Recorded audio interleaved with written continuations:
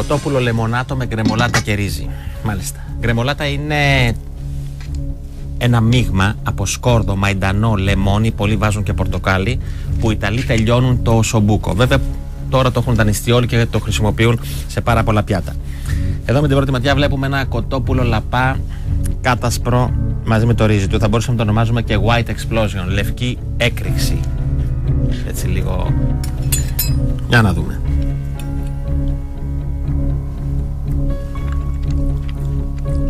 Το ρύζι είναι σωστά βρασμένο, μπασμάτι εντωμεταξύ, έτσι μην χάσουμε. Το κοτόπουλο και αυτό, βέβαια το κοτόπουλο δεν έχει πάρει χρώμα, είναι μέσα μπλουμ, και από πάνω η γκρεμολάτα δίνει μια σκορδίλα, έχει υπερβολικό σκόρδο, και το αμύγδαλο θα προτιμούσε να είναι σοταρισμένο και να έχει πάρει χρώμα περισσότερο. Έχει όμως μια πολύ ωραία οξύτητα που βοηθάει όλο το πιάτο. Οι φλίδες λεμονιού που έχουν μπει μέσα στο ρύζι το έχει βοηθήσει πάρα πολύ. Το κοτόπουλο είναι ουδέτερο, αλλά λόγω του ότι το πιάτο είναι σωστά λατισμένο, έχει σωστό πιπέρι και έχει αυτό το τελείωμα της γκρεμολάτας, δίνει μια συμπαθητική γεύση στο πιάτο. Τέλος πάντων, πλάκα μου κάνετε στον Ιταλό γκρεμολάτα, και δεν φτάνει γκρεμολάτα, και με μπασμάτι, γυρεύοντας πάλι. Τσιπούρα με λαχανικά και πράσινη σαλάτα. Ω Χριστός και Παναγία. Νομίζω ότι είμαι σε beach restaurant ξενοδοχείου all inclusive. Τσιπούρα και ένα βουνό σαλάτα απ' έξω από το πιάτο. Για να δούμε. Θα ξεκινήσω βέβαια από τη σαλάτα, η οποία σαλάτα είναι, αλλά όπως βλέπω έχει γλάσιο μπαλσάμικο. Η σαλάτα είναι ανάλατη, δεν έχει λάδι και έχει μόνο αυτό το γλάσιο μπαλσάμικο, το οποίο δεν το έχει γράψει ο γιατρός ότι από εδώ και πέρα σε όλες τις σαλάτες πρέπει να βάζουμε μπαλσάμικο. Υπάρχει και το ξύδι, υπάρχει και το λεμόνι, Ιωάννα μου το Θεό δηλαδή. Πάμε στο ψάρι. Εδώ το ψάρι έχει ψηθεί λίγο παραπάνω από όσο θα έπρεπε.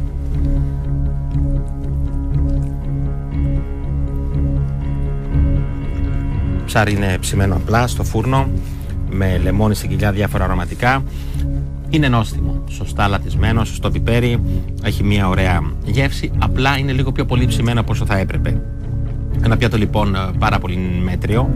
Το ψάρι καλούτσικο, βέβαια για το ψάρι που έχουμε θα μπορούσαμε να κάνουμε κάτι πιο εξαιρετικό, θα έλεγα. Και κάτι πολύ σημαντικό, είναι πολύ αντισθητικό και πολύ άσχημο τα πιάτα να είναι τόσο γεμάτα. Και στην κατοχή νομίζω τόσο μεγάλες μερίδες δεν θα δίνανε. Λένε ότι το πιάτο του ψαρά και του κυνηγού 9 φορές είναι αδιανό και μια γεμάτο. Εγώ είμαι τυχερός. Αυτή η φορά είναι γεμάτο. Ή μάλλον παράγεμάτο. Μου είναι πλέον ξεκάθαρο λοιπόν ποιος μπορεί να πει ότι η μαμά μου μαγειρεύει καλύτερα από τη δική σου. Μακαρόνια φούρνου με κεφτεδάκια γεμιστά με μοτσαρέλα. Κεφτεδάκια. Μάλλον ενώθηκαν όλα μαζί και έγιναν σκεφτές για να με αντιμετωπίσουν. Αλλά και που ενώθηκαν, μισοκαμένα φαίνονται. Ή μάλλον μισοκαμένο. Σε κάτι περιπτώσεις σαν αυτές θα μ' άρεσε πάρα πολύ να κάνω όπως κάνουν οι ταχυδακτηλουργοί. Να το σκεπάσω, να το σηκώσω και να υπήρχε κάτι άλλο. Θα ξεκινήσω από το πιο εύκολο, από το κεφτεδάκι. Ας το πούμε κεφτεδάκι. Ο Χριστός και η Παναγία. Δεν μπορώ να προσδιορίσω από τι είναι. Είναι λιωμένο, άνοστο, μισοψημένο, μισοωμό. Τι να πω, σκυλοτροφή να έτρωγα καλύτερη θα ήταν. Πάμε στα μακαρόνια. Μαλλιά κουβάρια γίναμε. Αυτό δεν βλέπετε και μάλλον δεν τρώγεται.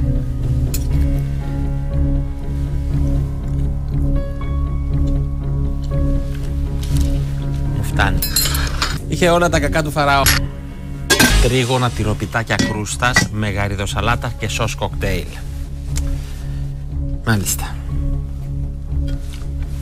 Η γαριδοσαλάτα ήταν πολύ στη μόδα δεκαετία 60-70 με αυτόν τον τρόπο.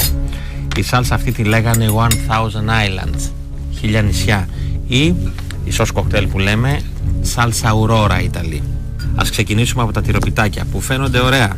Ας πάρουμε αυτό που είναι λίγο πιο καλοψημένο. Για να δούμε.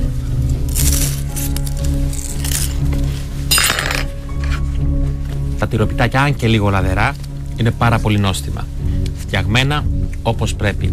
Κριτσανιστά, πολύ ωραία γέμιση μέσα, πολύ καλά. Αν δεν είχαν τραβήξει λίγο παραπάνω λάδι, θα ήταν εξαιρετικά. Από τα καλύτερα που έχω φάει. Πάμε λοιπόν στη σαλάτα. Παρουσίαση είναι λίγο στην τύχη της, ένα χυμαδιό. Θα έπρεπε το μαρούλι να είναι πιο λεπτοκομμένο. Η σάλτσα να είναι πάνω από το μαρούλι και από πάνω γαριδούλες έτσι για την εμφάνιση λίγο. Και λίγη πάπρικα από πάνω. Για να δούμε λοιπόν τι γίνεται εδώ. Η σαλάτα είναι λίσα, πάρα πολύ αλμυρή. Οι γαρίδες παραβρασμένες και η σάλτσα δεν έχει ένταση. Λείπει λίγο αλκοόλ και κάποιο μπαχαρικό. Τα τυροπιτάκια όμως είναι εξαιρετικά. Μου είναι πλέον ξεκάθαρα όμως μπορεί να πει ότι η μαμά μου μαγειρεύει καλύτερα από τη δική σου. Μίξη Μακεδονίας με Ανατολή. Έχουμε παντριά εδώ. Εδώ έχουμε μια κουζίνα δημιουργική λοιπόν. Έτσι κάνουμε και στα δικά μας εστιατόρια. Παντρεύουμε γεύσεις. Δεν είναι κακό, είναι πολύ καλό αυτό. Το θέμα είναι να ταιριάζουν μεταξύ τους. Θα δοκιμάσω πρώτα το κρέας που φαίνεται αν είναι σόλα, λάστιχο. Το κρέας είναι πάρα πολύ ψημένο.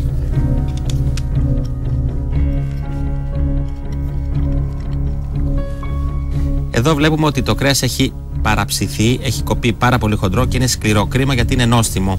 Του λείπει και λίγη σάλτσα βέβαια που θα το βοηθούσε. Έχει σωστό αλάτι και έχει σωστό πιπέρι. Κρίμα. Είναι σαν να τρώγω την αρβίλα μου μέσα σε σάλτσα. Ωραία θα ήταν, αλλά θα ήταν πάντα σκληρή. Τι κρέας ήταν, δεινόσαυρος.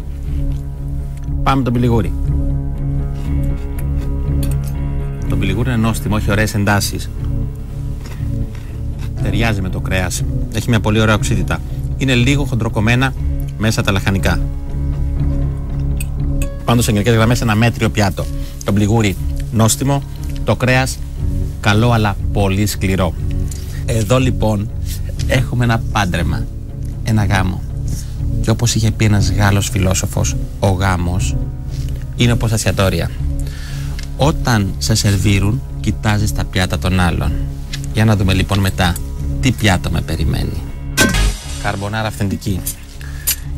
Πολύ συζητημένο πιάτο και παρεξηγημένο η καρμπονάρα. Άλλοι βάζουν κρέμα, άλλοι βάζουν μανιτάρια. Η αυθεντική καρμπονάρα λοιπόν είναι μόνο με αυγό. Παρμεζάνα, πιπέρι, πολλοί βάζουν πεκορίνο. Εδώ βέβαια δεν έχει, έχει μόνο παρμεζάνα. Και από ό,τι βλέπω έχει γίνει ένα δεμάτι.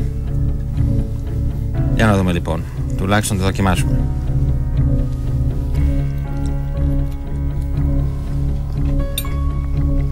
Η αυθεντική καρμπονάρα θέλει γκουαντσάλε. Είναι το μάγουλο, το οποίο είναι και καπνιστό.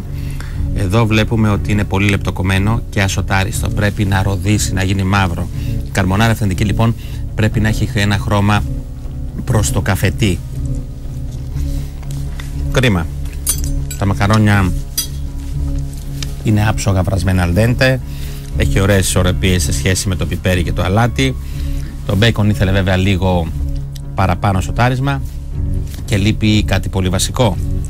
Το αυγό. Θα έπρεπε λοιπόν να έχει περισσότερα αυγά για να γίνει λοιπόν μια αυθεντική καρμπονάρα. Εδώ δεν ξέρω ποιος κρύβεται πίσω από αυτό το πιάτο, αλλά σίγουρα έχει και θάρρος και θράσος. Να είσαστε σίγουροι θα τον βρω. Μου είναι πλέον ξεκάθαρο ποιος μπορεί να πει ότι η μαμά μου μαγειρεύει καλύτερα από τη δική σου.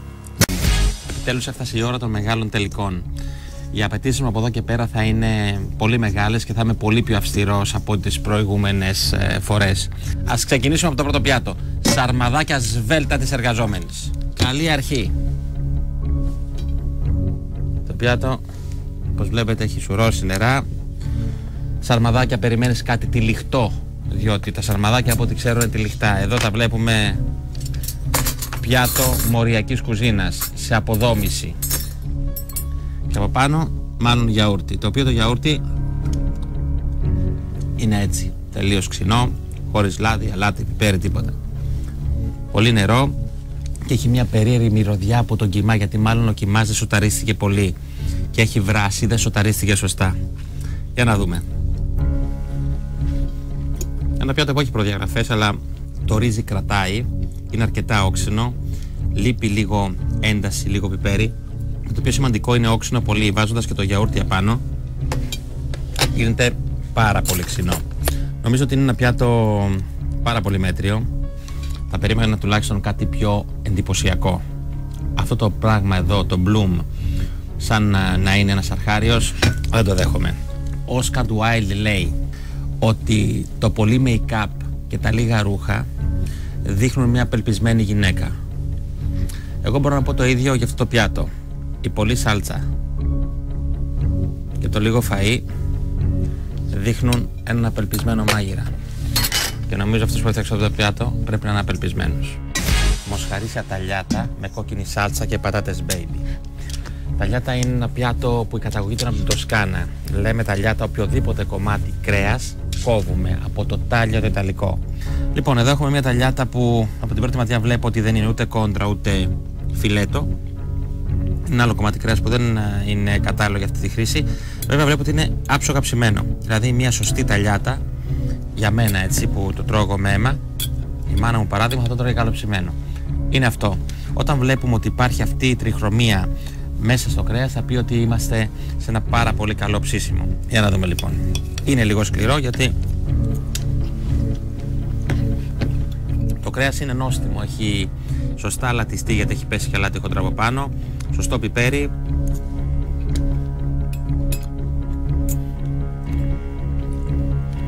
Οι πατάτες είναι πάρα πολύ νόστιμες, σωστά ψημένες. Εγώ θα τις προτιμούσα να σοταριστούν λίγο περισσότερο στο τηγάνι, αλλά το πιάτο είναι σε γενικές γραμμές νόστιμο. Δεν έχω να πω τίποτε άλλο. Ο Σαλβαντόρ Νταλί έλεγε: μην ψάχνετε για την τελειότητα, έτσι κι αλλιώς ποτέ δεν θα την καταφέρετε. Και μου είναι πλέον ξεκάθαρο πως μπορεί να πει ότι η μαμά μου μαγειρεύει καλύτερα από τη δική σου. Χειροποίητα dumplings από σπανάκι και αρωματικά σε λευκή σάλτσα. Τα dumplings λοιπόν είναι τα κινέζικα ραβιόλια. Φτιάχνονται από αλεύρι, τις περισσότερες φορές ψήνονται στον ατμό. Αυτό το βγάζω έξω γιατί είναι θανατηφόρο. Μια φορά την έχω πατήσει και πήγαινα να πάρει από εδώ το ΕΚΑΒ. Αυτά με την πρώτη ματιά δεν είναι dumplings. Αυτά στην πατρίδα μου την Τοσκάνη, στην πατρίδα του πατέρα μου λέγονται νιούντι. Νιούντι στην Τοσκάνη και διάλεκτο θα πει γυμνή. Νιούντι λοιπόν από σπανάκι και αρωματικά. Έχουν ωραία γεύση, σωστά λατισμένα, σωστό πιπέρι, περτερεί λίγο το σκόρδο. Η σάλτσα είναι νόστιμη, λίγο ανάλατη. Βλέπουμε αυτό το μεγάλο. Μέσα είναι τελείως ομό. Αυτό που είναι πιο μικρό κρατάει πιο πολύ και είναι πιο βρασμένο. Ένα νόστιμο πιάτο, πραγματικά στο στόμα αφήνει μια πολύ ωραία γεύση. Υπερτερεί βέβαια το σκόρδο και το πεπεροντσίνο. Είναι ένα πιάτο αρκετά έτσι, σπιτικό, φινετσάτο, με αρκετά λάθη βέβαια. Ο Κομφούκιος είχε πει ότι ο ανώτερος άνθρωπος έχει απαιτήσει από τον εαυτό του. Ο κατώτερος έχει απαιτήσει από τους άλλους. Γάμπαρι σε πρασόφυλλα με άγρια χόρτα. Οικονομία. Γαρίδα, ακριβή, βάλανε δύο. Σαν είναι θεία κοινωνία. Λοιπόν, το πιάτο μου σχοβολάει πάντως. Τα χόρτα με τις γαρίδες πηγαίνουν εξαιρετικά. Για να δούμε η κρεμούλα αυτή εδώ από τι είναι. Τα χόρτα είναι νόστιμα. Η κρέμα κι αυτή. Βρασμένα σωστά, έχουν μείνει τραγανά. Το μόνο πρόβλημα που έχουν αυτά τα χόρτα είναι ότι λείπει λίγο αλάτι. Δηλαδή αν είχαν λίγο αλάτι παραπάνω θα ήταν ακόμη πιο νόστιμα. Οι γαρίδες βέβαια βλέπω ότι έχουν ψηθεί λίγο παραπάνω από όσο θα έπρεπε, ή μάλλον πολύ παραπάνω από όσο θα έπρεπε. Και οι γαρίδες είναι λίγο ανάλατες. Και αυτό το πράγμα που δεν μου αρέσει είναι όλο αυτό το λάδι που έχουν αφήσει και έχουν γεμίσει το πιάτο. Ένα πιάτο που ήταν πάρα πολύ έξυπνο. Το στήσιμο ήταν πάρα πολύ μέτριο, αλλά έτσι κι αλλιώς εδώ δεν μετράμε το στήσιμο. Το μόνο που έχω να πω είναι, ξέρετε γιατί λένε ότι έχει το βλέμμα κάποιος γαρίδας? Γιατί οι γαρίδες λένε ότι δεν κλείνουν ποτέ τα μάτια τους. Έτσι κι εγώ είμαι σε παγρύπνηση μέχρι το τέλος. Για να δούμε τι θα συμβεί από εδώ και πέρα. Και μου είναι πλέον ξεκάθαρο πως μπορεί να πει ότι η μαμά μου μαγειρεύει καλύτερα από τη δική σου. Χοιρινές μπουκές με σάλτσα ανανά, κάσιους και ρύζι μπασμάτι. Ένα πιάτο δημιουργικό. Βλέπουμε ότι ειδικά το χοιρινό ταιριάζει πάρα πολύ με τον ανανά. Λοιπόν, για να δούμε τι γίνεται εδώ. Ξεκινάμε και βγάζουμε το χοιρινό πάνω από το ρύζι. Θα ήταν προτιμότερο να βάζαν λίγη σάλτσα πάνω από το ρύζι. Το ρύζι να απορροφήσει σάλτσα και να γίνει πιο ζουμερό. Το ότι βάζει ένα κομμάτι χοιρινό δεν λέει και πολλά. Λοιπόν, για να δούμε. Ξεκινάμε από το χοιρινό και τον ανανά.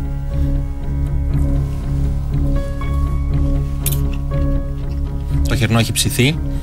είναι σωστά λατισμένο, σωστό πιπέρι. Του πηγαίνει πάρα πολύ ο ανανάς, ο οποίος δεν έχει λιώσει, έχει κρατήσει. Αφήνει μια πολύ ωραία οξύτα. Το μόνο πρόβλημα είναι ότι το χοιρινό θα ήθελε λίγο περισσότερο σοτάρισμα, κοκκίνισμα. Αυτό είναι σαν βραστό.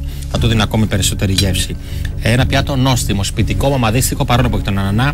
Να δούμε και το ρύζι. Αυτό το μπασμάτι μου έχει γίνει εφιάλτης. Μόνο στον καφέ δεν τον έχουν βάλει ακόμη. Το ρύζι είναι πάρα πολύ καλά ψημένο, χυλωμένο και αρκετά ζουμερό. Νομίζω είναι ένα πιάτο σχεδόν ολοκληρωμένο, σπιτικό, νόστιμο, με πολύ μικρές ατέλειες και ελαττώματα. Αλλά ποιος δεν έχει ελαττώματα σε αυτή τη ζωή. Ψαρονέφρι με ρύζι και ανανά. Τι έχει γίνει σήμερα, φεστιβάλ ανανά έχουμε.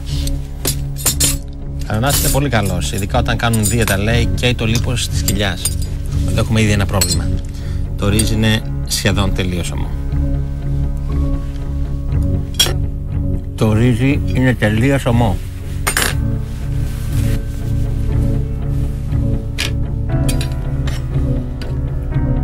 Κρίμα. Ο ανανάς είναι νόστιμος, μαζί με το κρεμμυδάκι πηγαίνει πάρα πολύ. Εδώ ατυχήσαμε. Ενώ το ρύζι είναι νόστιμο, έχει αλάτι, πιπέρι, τα πάντα, είναι τελείως ομό. Για να δούμε το κρέας. Το ψαρονέφρι φαίνεται πάρα πολύ καλά ψημένο. Σωστά λατισμένα, σωστό πιπέρι. Τα μπαχαρικά είναι στο όριό τους. Δηλαδή λίγο παραπάνω δεν θα μπορούσε να τα φας. Εδώ είναι πάρα πολύ ωραία. Είναι σαν να σου ελεκτρίζουν το στόμα. Πραγματικά το ψαρονέφρι είναι όπως θα έπρεπε να είναι. Ένα πιάτο, ένα ψήσιμο μάλλον θα έλεγα, με μεγάλη μαεστρία. Το μόνο που έχω να πω είναι ότι ο ανανάς είναι ένα φρούτο που είναι εξαιρετικό και περιέχει βρωμελίνη. Η βρωμελίνη βοηθάει στο φούσκωμα και στο βάρος στο στομάχι. Τυχαίο μετά από το ομό ρύζι? Δεν νομίζω. Και μου είναι πλέον ξεκάθαρο ποιος μπορεί να πει ότι η μαμά μου μαγειρεύει καλύτερα από τη δική σου. Πατάτες ντοφινουάζ με μανιτάρια. Μάλιστα. Κλασική γαλλική κουζίνα σήμερα. Για να δούμε λοιπόν. Εδώ οι ντοφινουάζ είναι λίγο προβληματικές. Θα έπρεπε να είναι πιο ψηλές, να είναι δηλαδή σαν ένα μικρό πυργάκι και να μην έχει κόψει τόσο πολύ η κρέμα γάλακτος. Για να δούμε. Οι πατάτες είναι ψημένες πάντως.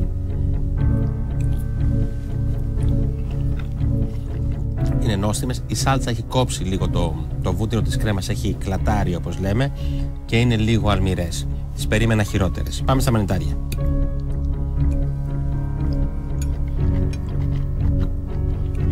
Οι Γάλλοι το λένε φρικασέ μανιταριών. Όταν υπάρχουν πολλά είδη μανιταριών, σοταρισμένα με σκόρδο μαϊντανό και κονιάκ, βάζουν και λίγη κρέμα, λέγεται φρικασέ.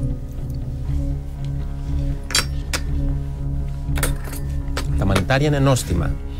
Δεν έχουν λιώσει, έχουν παραμείνει τραγανά, έχουν σωστό αλάτι, σωστό πιπέρι και τους πηγαίνει πάρα πολύ το κονιάκ, το έχουν βάλει σε σωστή ποσότητα. Θέλω να κλείσω με κάτι που είχε πει ο Ναπολέον Βοναπάρτης. Είχε πει λοιπόν στα γαλλικά «L'imagination gouverne le monde». Η φαντασία κυβερνά τον κόσμο.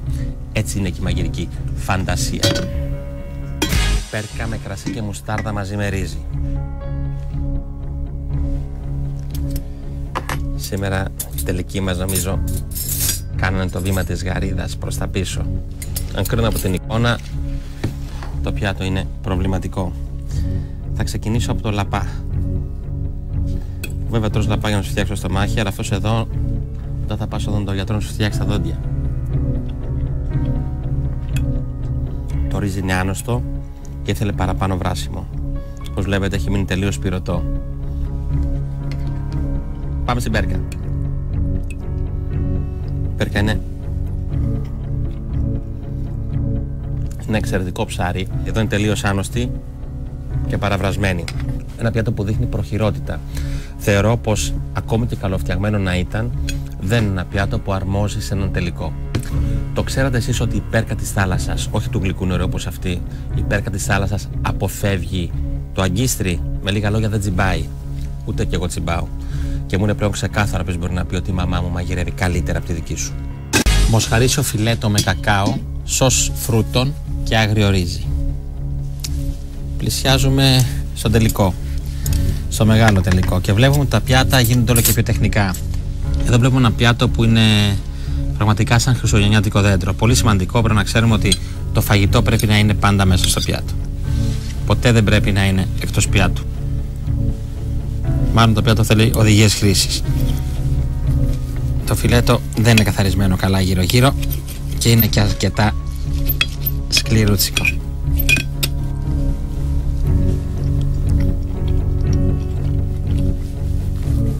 Εγώ το τρώγω, αλλά το φιλέτο είναι στο όριο του μπλου. Όταν είναι μπλου πρέπει να το αφήνουμε λίγο έξω, να παίρνει θερμοκρασία και μετά να το ψήνουμε, έτσι ώστε μέσα να είναι ζεστό, παρόλο που θα είναι ομό. Το φιλέτο ήθελε λίγο αλάτι παραπάνω, διότι η σάλτσα φρούτων είναι, το νεκταρίνι ειδικά, είναι αρκετά όξινο.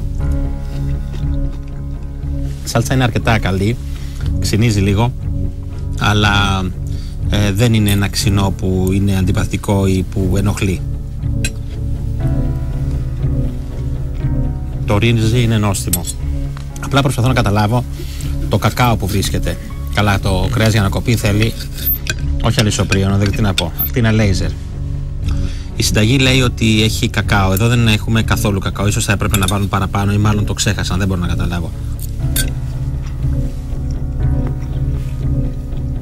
Για να μην φανεί ότι είμαι υπερβολικός.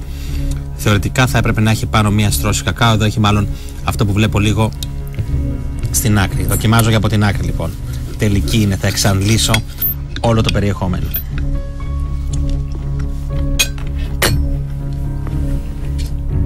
Ωραία. Έχει και λίγο καφέ. Το πρόβλημα εδώ είναι ότι το πιάτο είναι λίγο φλίαρο. Κακάο, νεκταρίνι, όλα. Το ένα καλύπτει το άλλο. Το πιάτο έχει αρκετά μεγάλους εξήτητες. Το ψήσιμο δεν είναι όπως θα έπρεπε. Όταν ένα πιάτο λοιπόν είναι πολύ όμορφα ντεκοραρισμένο, πρέπει να ξέρουμε ότι κάπου τα δάχτυλα ακούμπησαν παντού. Τσιπούρες με πατατοσαλάτα. Με χαιρετάει κιόλας. Ή Μαρτών. Αυτή η γκουμούτσα μέσα σε ένα πιάτο νομίζω ότι δεν αρμόζει στους ημιτελικούς αυτής της εκπομπής. Θα δοκιμάσουμε λοιπόν. Η πατατοσαλάτα είναι ήδη προβληματική. Έχει κόψει όλη, έχει πάρα πολύ λάδι, βλέπουμε. Και το ψάρι έχει βγάλει πάρα πολλά υγρά από κάτω και είναι σαν να είναι σούπα. Άρα έχουμε πατατοσαλάτα, σούπα και τσιπούρα μαζί στο ίδιο πιάτο.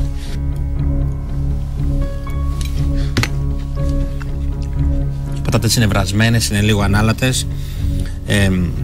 Η σάλτσα έχει κόψει και εκτός αυτού έχει νερώσει πάρα πολύ από το ζουμί που είχε από κάτω η τσιπούρα.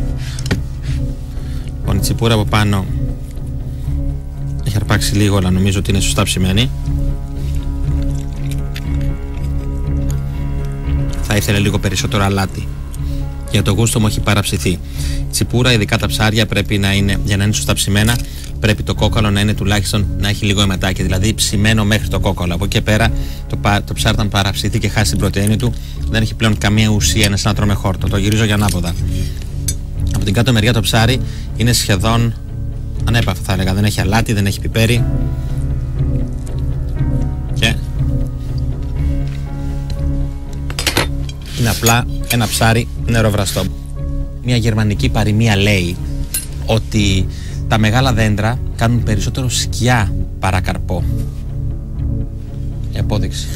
Μου είναι πλέον ξεκάθαρο όμως μπορεί να πει ότι η μαμά μου μαγειρεύει καλύτερα από τη δική σου. Μελιτζάνες γεμιστές με θαλασσινά. Να είμαστε λοιπόν στον δεύτερο ημιτελικό. Από εδώ θα κρυθεί το ζευγάρι λοιπόν που θα πάει στον τελικό. Και έχουμε ένα πιάτο αρκετά εφάνταστο. Ξεκινήσαμε από το κουσκούς που το βλέπω λίγο, αλλά το μαϊντανός είναι για κατσίκες. Το κουσκούς είναι νόστιμο, είναι λίγο όμως αλμυρό. Και αυτό είναι και νόστιμο. Πάμε στη μελιτζάνα. Η μελιτζάνα δεν κόβεται. Έχει φύγει γαρίδα. Θυμίζει σαμπρέλα. Όταν έμενα με τη Βέσπα και άλλαζα τη σαμπρέλα, έτσι ήταν. Μία σαμπρέλα στο πιάτο. Κάτι είναι, ποιος ξέρει. Για να δούμε. Και στη γεύση στα σαμπρέλα είναι. Πιστέψτε με, είναι τελείως ομή. Ίσα ίσα που έχει ζεσταθεί. Πάμε τώρα στη γέμιση. Η γέμιση έχει κουσκούς.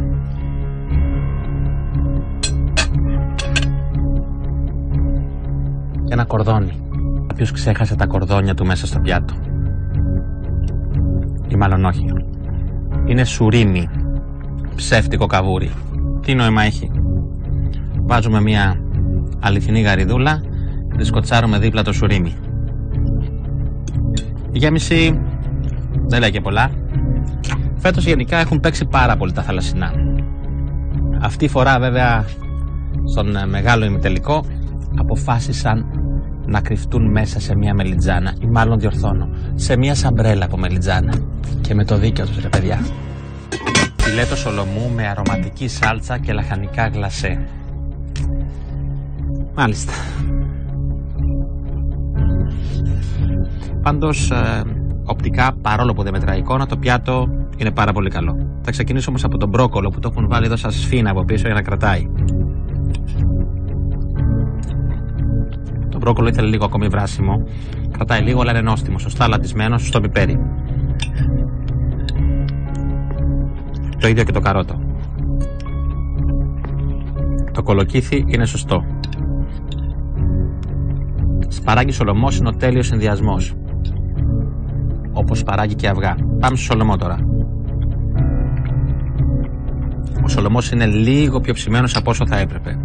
Βλέπετε, δεν έχει χάσει την πρωτεΐνη του, έχει μείνει λίγο ροζ, αλλά θα έπρεπε να είναι λίγο λιγότερο ψημένος. Ο σολομός έχει σωστό αλάτι, σωστό πιπέρι, έχει κάνει πολύ ωραία κρούστα. Μαζί με τη σως είναι αρκετά νόστιμο, απλά η σως θα έπρεπε να είναι λίγο περισσότερο δεμένη. Ο σολομός είναι ένα εξαιρετικό υλικό. Τον έχουμε δει πολλές φορές στην εκπομπή. Έχει περάσει τα απίστευτα. Τον έχουμε δει να καταστρέφεται, να παραψύνεται, να βγαίνει ομός με 1002 τρόπους. Αυτός εδώ συγκεκριμένος όμως, αλήθεια, τι τέλος θα έχει? Καλό ή κακό? Αυτό το δούμε έξω. Γιατί μου είναι πλέον ξεκάθαρο ποιος μπορεί να πει ότι η μαμά μου μαγειρεύει καλύτερα από τη δική σου. Χταπόδι στη φάδο σε φάβα, αρωματισμένη με τρούφα. Η εικόνα είναι ωραία, κρίμα που δεν μετράει. Με την πρώτη ματιά βλέπω ότι η σάλτσα είναι λίγο άδετη. Για να δούμε λοιπόν. Ξεκινάω από τη φάβα, η οποία έχει σφίξει βέβαια λίγο, αλλά τι να γίνει, εμένα έρχεται λίγο καθυστερημένα. Η φάβα είναι λίγο ανάλατη και το άρωμα τρούφας είναι πάρα πολύ διακριτικό. Πάμε παρακάτω. Κρεμμυδάκι. Το κρεμμύδι είναι σωστό, απλά είναι σαν νεροζούμι, διότι όλο το υπόλοιπο δεν έχει δέσει όπως θα έπρεπε. Θεωρώ ότι το χταπόδι είχε βράσει 10 λεπτά ακόμη παραπάνω, όλα τα αρώματα θα έρχονταν προς τα έξω και ίσως δεν ήταν και τόσο ανάλατο. Αυτή τη στιγμή εδώ λείπει λίγο αλάτι. Για να δούμε λοιπόν το χταπόδι. Το χταπόδι κρατάει λίγο. Είναι πολύ σημαντικό να βρίσκουμε το σωστό τρόπο ψησίματος του χταποδιού. Το χταπόδι δεν πρέπει να είναι λιώμα, δεν πρέπει να είναι και πολύ σκληρό, ότι γίνεται λάστιχο, σαν να τρώμε τσίχλα, μαστίχα. Κρατάει. Εδώ βλέπουμε ότι στο όλο σύστημα έλειπαν ακόμη 5 με 7 ή 10 λεπτά το πολύ βράσιμο σε χαμηλή φωτιά. Ένα πιάτο λοιπόν αρκετά καλό, αλλά όχι για το επίπεδο ενός τελικού. Νομίζω ότι θα πρέπει να είναι μία σκάλα παραπάνω. Και όπως λένε, ένα γάιδαρο και να τον στολίσεις δεν γίνεται άλογο. Πάπια κρασιού με ζεστή σάλτσα ξινόμηλου. Λοιπόν, η πάπια είναι ένα κομμάτι, ειδικά το στήθος πρέπει να τρώγεται ροζ προς το αίμα, medium με rare δηλαδή. Εδώ βλέπουμε ότι επειδή υπάρχει ένα πρόβλημα, η πάπια θα πρέπει να βγει από το φούρνο αφού έχει περάσει τεγάνι, να ηρεμήσει για να χάσει λίγο το αίμα της και αυτό να μπει μέσα στη σάλτσα για να τη δέσει. Εδώ βλέπουμε ότι είναι ροζ, το ψήσιμο είναι αρκετά καλό, θα έπρεπε να είναι λίγο λιγότερο, αλλά σε γενικές γραμμές είναι μέσα στο όριο. Ναι.